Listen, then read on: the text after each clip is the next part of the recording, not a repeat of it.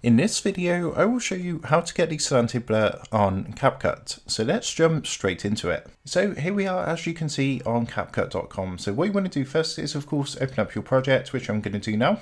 And as you can see, I'm here with the project open on the video editor. Now, I've had a look. I can actually see the slanted blur effect. So I know this was on there previously, but I'm not sure if maybe Capcut's removed this temporarily. But there is one that is very, very similar to the slanted blur. And that's if you come across to the left hand side, click onto effects, and at the top you want to make sure you clicked onto opening and closing. So you can see we've got all trending and opening and closing. If you go ahead and click onto opening and closing, and the effect you want to look for is this one here, which is called Pixel Blur. So if you go ahead and click this, I'm just going to add that to this video. What I'm going to do is play this. As you can see, in a way it's very similar. I know it's not the same as the slanted blur, but this is the next best thing I've found. As I mentioned, I don't really know why this isn't on there anymore. I'm not sure if they've just removed it, or if temporarily removed it and they're going to put it back on. But for now, that's how you can go ahead and achieve a slanted blur effect on Capcut. So I hope this quick tutorial helped you out today, and if it did, I would really appreciate it if you was to consider dropping down below the video,